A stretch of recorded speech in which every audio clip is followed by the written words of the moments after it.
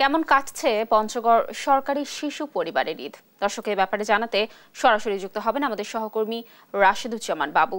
বাবু, অসহায় শিশুদের ঈদ উদযাপনের কি তথ্য রয়েছে আপনার কাছে, জানাবেন আমাদের। ধন্যবাদ লাবণী, আপনি যেমনটি বলছিলেন আসলে সবার জীবনে কিন্তু আসলে এই ঈদটি একটি আনন্দ ঘনমুখর পরিবেশ। দীর্ঘ এক মাস সিয়াম সাধনার পরে কিন্তু আমরা দেখি যে আজকের এই দিনটি অর্থাৎ ঈদ উল ফিতরের এই দিনটি সবার জীবনে কিন্তু আনন্দ বয়ে আনে।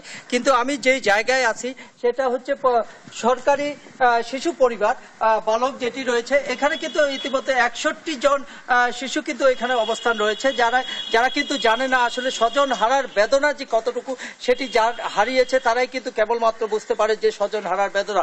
আর সেই শিশুরাই কিন্তু এখানে কিন্তু অবস্থান করছেন। আজকে ঈদের দিন যাদের থাকার কথা কিন্তু আসলে পরিবার পরিজনের সাথে আনন্দ ভাগাভাগি করার কথা, কিন্তু আমরা দেখেছি যে এই শিশু পরিবারে এসে শুনেছি তাদের দুঃখের কাহিনী, দুঃখের কথা। তাদের আনন্দ থাকলে হয়তো খাবার থেকে শুরু করে পোশাক থেকে সবকিছুই তারা পেয়েছে, কিন্তু আসলে তাদের যে আনন্দ অর্থাৎ বাবার যে স্নেহ, মায়ের যে স্নেহ ভালোবাসা, স্বজনদের ভালোবাসা, সেটি কিন্তু নেই। আমরা এসেছি সকালবেলা বিভিন্নভাবে খবর নিয়েছি। এখন আমরা দেখতে পাচ্ছি যে এইখানে দাঁড়িয়ে রয়েছি, সেইখানে জেলা প্রশাসক অর্থাৎ পঞ্চগড়ের যিনি জেলা প্রশাসক মূল দায়িত্বে রয়েছেন, তিনি কিন্তু আসলে এই ঈদের যে প্রথম যে শুভেচ্ছা বিনিময়, সেটি কিন্তু প্রতি বছরেই কিন্তু প্রতিটি ঈদে কিন্তু তিনি এই শিশু পরিবারের অর্থাৎ এই শিশুদের সাথে করে থাকেন। আমরা কথা বলবো এখানকার যিনি জেলা প্রশাসক। স্যার, আপনার কাছে জানতে চাই যে আপনারা কেন আপনার ঈদের প্রথম দিনটা এখানেই আপনি উদযাপন করেন? ধন্যবাদ।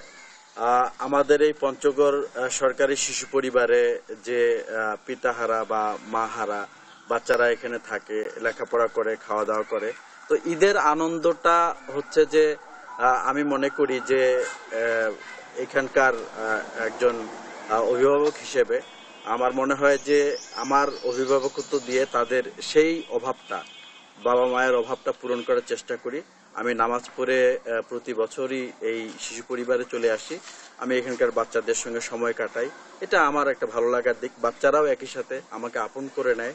এখানে প্রতিটা বাচ্চা জানে যে আমি নামাজ পড়ে এখানে চলে আসব, তারা কিন্তু সেজন্য প্রস্তুত থাকে। আমরা সরকারের পক্ষ থেকে সব ধরনের সুযোগ সুবিধা এই বাচ্চাদেরকে দিয়ে থাকি। তাদেরকে ভালো মানুষ করার আমরা যে প্রক্রিয়া, সেই প্রক্রিয়ায় আমরা সবসময় আমাদের যে দায়িত্ব আমরা সেটি পালন করি। বিশেষ করে ঈদের দিনে তাদের সুখ দুঃখের অংশ হওয়া, এটি হচ্ছে আমাদের জন্য অনেক বড় একটা পাওনা। এবং এই শিশুদের সঙ্গে এই সময় কাটানোটাই হচ্ছে আমাদের জেলা প্রশাসনের বা আমাদের সরকারের এটা শ্রেষ্ঠ ঈদ একটা। আমরা এই যে আমাদের সহমর্মিতা, আমাদের যে বাচ্চারা আছে, এটা সবার মাঝে ছড়িয়ে পড়ুক, আমরা এটি আশা করি। ধন্যবাদ জেলা প্রশাসক মোহাম্মদ জহিরুল ইসলাম। আমরা কথা বলবো এইখানকার শিশু পরিবারের এক সদস্যের কাছে।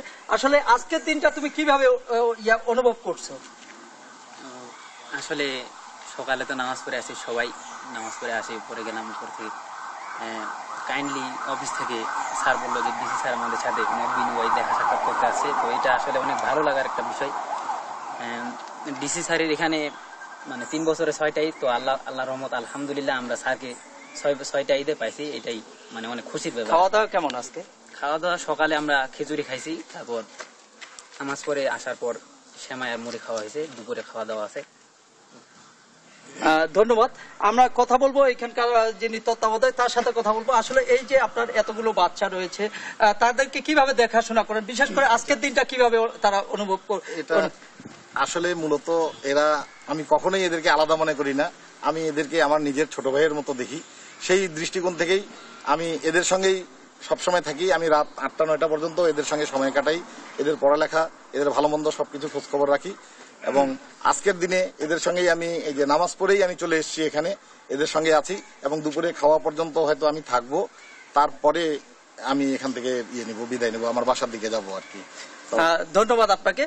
লাবণী, আপনি যেমনটি শুনছিলেন, আসলে এইখানে সবাই আছে, হয়তো প্রশাসনের সর্বোচ্চ যে কর্মকর্তা তিনিও কিন্তু এসেছেন এই শিশুদেরকে সান্ত্বনা দেওয়ার। কিন্তু এখানে সান্ত্বনা দেওয়ার পাশাপাশি আসলে সরকারের যে বরাদ্দ, প্রতি মাসে একজন শিশুর ক্ষেত্রে যে 3000 টাকা বরাদ্দ, এই বর্তমান কিন্তু বাজার দর হিসাবে কিন্তু এই 3000 টাকা কিন্তু যথেষ্ট নয়। সেই কারণে কিন্তু আসলে শিশুরা দাবি জানিয়েছে যে আসলে ভালো খাওয়ার জন্য, বিশেষ করে আরেকটু বাজেট যদি সরকার বরাদ্দ বেশি দেয় তাহলে কিন্তু তারা উপকৃত হবে। এর পাশাপাশি যেহেতু ঠিকাদারের মাধ্যমে এটি ম্যানেজ করা হয়, সেই কারণে কিন্তু ঠিকাদারেও কিছুটা কিন্তু আসলে লাভ দেখার কারণে কিন্তু 3,000 টাকার খাবার কিন্তু আসলে তারা পাচ্ছে না। এর পাশাপাশি পোশাক সহ অন্যান্য যে ঔষধ ব্যবস্থাপনা রয়েছে সেগুলোর কিন্তু আসলে 1,000 টাকা, মোট 4,000 টাকা দিয়ে একটি শিশুর জন্য কিন্তু আসলে এই সময় কিন্তু যথেষ্ট নয়। যেই কারণে কিন্তু আরো তারা দাবি জানিয়েছে এবং প্রশাসনের কাছে আমিও দাবি জানাই যে এই বরাদ্দটুকু যেন আরো বাড়ানো হয়। এই ছিল পঞ্চগড় থেকে আমার কাছে সর্বশেষ সংবাদ। লাবণী।